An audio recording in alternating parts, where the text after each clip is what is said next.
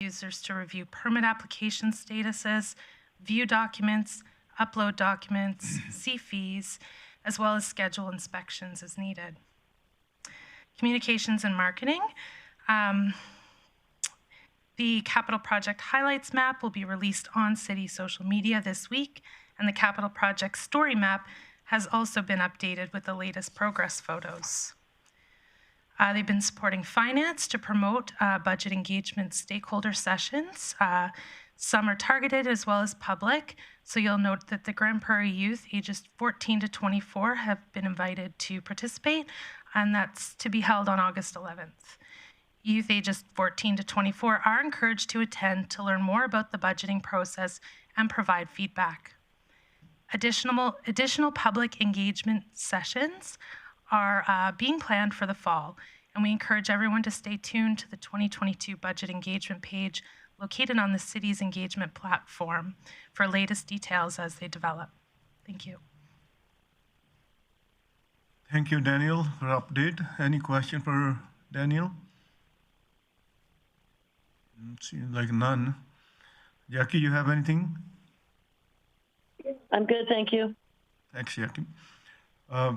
Next one is correspondence we don't have. Bylaw policy and review, access information. Valerie Norris. Valerie, please update. Thank you, Mr. Chair. I'm here today to get committee's recommendation to council to give 3 readings to bylaw 1382, which is the access to information and protection of privacy bylaw. And in addition to that, to support and approve policies 500, which is the overarching access to information and protection of privacy, and policy 807, which is the video surveillance as presented. In addition to that, committee recommend council repeal policy 805, which is the video surveillance in public areas, and policy 806, which is city facility video surveillance. In February 2017, the city of Grande Prairie engaged a company called Sonera. They came in and did a comprehensive review of FOIP as it relates to the city of Grande Prairie. That also included looking at city facilities, looking at our policies and procedures in place, and looking at our bylaw.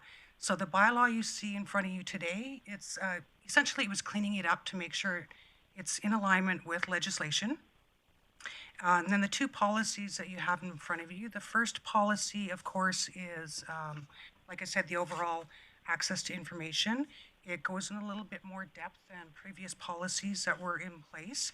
It sets out some guidelines for my role as a FOIP coordinator, the responsibilities of the city manager and other city employees. And again, it's updated to align with current legislation. When the gaps analysis was done, there was a number of items that were identified that needed reviewing by city administration, as well as new policies and procedures to be put in place, again, just to ensure that we close any gaps that were identified when it comes to FOIP. So our department, we took on a number of initiatives since 2017. Some of those actions to date, we've done some updates to the Council Code of Conduct bylaw. We've updated the Records Management bylaw. Of course, those 2 new policies that are in front of you. We've updated the confidentiality forms, recruitment reference checks, and the photo and video release forms. We've also introduced a number of forms, and that was actually part and parcel because of the pandemic, where we needed to continue to provide services to those in needs and had to find a way to do it in compliance with the FOIP Act when there's no in-person contact. The other thing that we did is we identified a number of departments across the organization that do deal a lot with personal information, whether it's an emergency situation or just by its nature for the services that we do provide. So we did direct customized training with the Grande Prairie Fire Department, Enforcement Services, Planning and Development, Community Social Development, the Citizen Contact Center, Eastlink Center, and Human Resource Department. The video surveillance policy, we actually did a couple of changes that are unique, I guess. Again, we're taking 2 existing policies, one that was for city facilities and one for like general public. And after review, we found that there was a lot of overlap when it came to the FOIP Act. So we're recommending that those ones get repealed and we combine it into one overall arching. So that's probably the first thing you're going to notice. The second thing that we've done is our IT department, so more specifically Joe, who is our video surveillance guru, has taken on this responsibility since video surveillance came into the city of Grande Prairie. So it kind of fell upon his lap, and he's been managing that beautifully for the city of Grande Prairie. Unfortunately, with time, we're getting a lot more requests when it comes to video surveillance. So it does put a lot of pressure on him to respond to our requests. Excuse me. So what I'm recommending in this one is to identify building managers in each city facility, and then one or two backup people to manage the video surveillance specific to that city facility, which in essence is going to take that role off of Joe. Joe will continue to provide the background technical support of the equipment, if you will.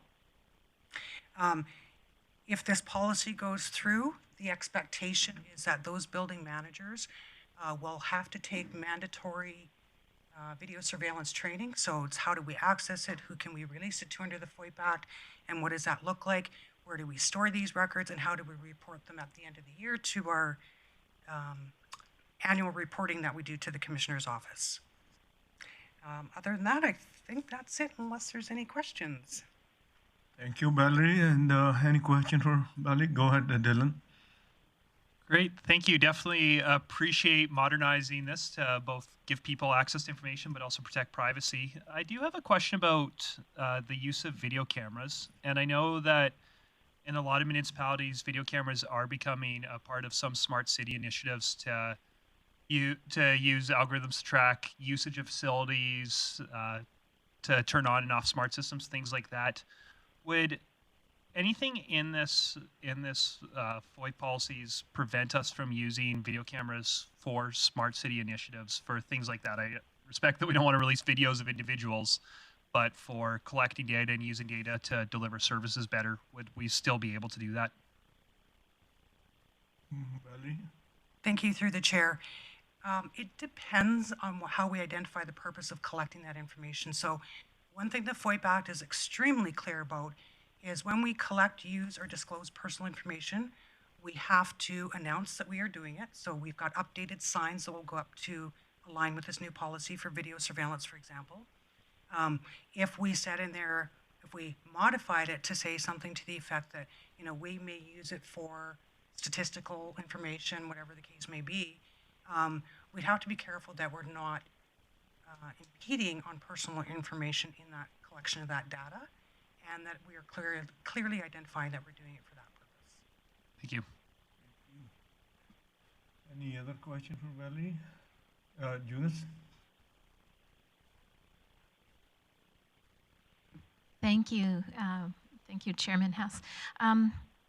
Valerie, when SENERA's review was done, and I know that this is a little bit outside of FOIP, but it really, there's a lot of interplay between how safe the data that the city is collecting is within our system. So my question is, was there any comment on the checks and balances and the fail-safes within our digital storage, or was that completely outside of SENERA's scope?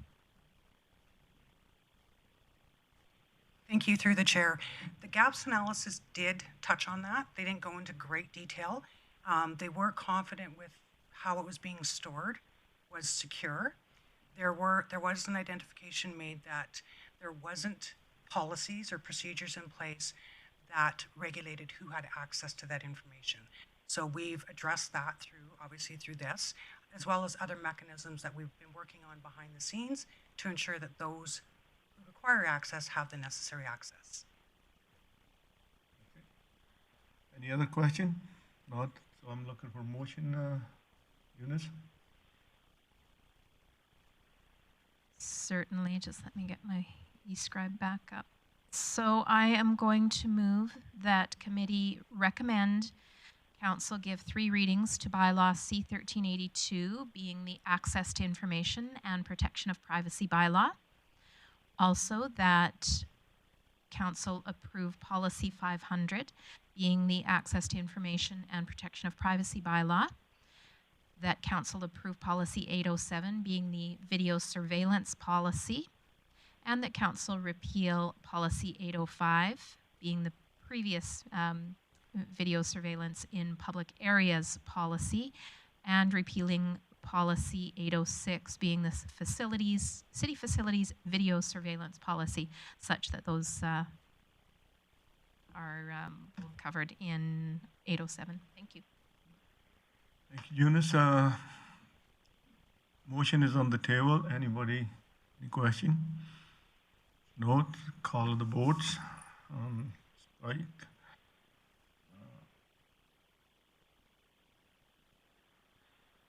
Jackie, are your votes? In favor? Thank you.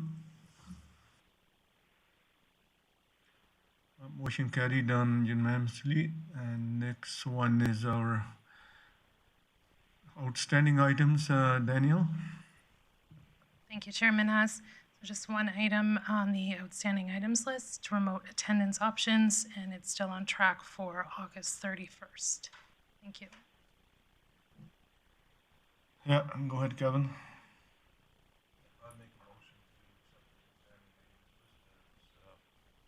As presented. Thank you very much. And all in favor? In favor? Mayor Jackie, okay, thank you.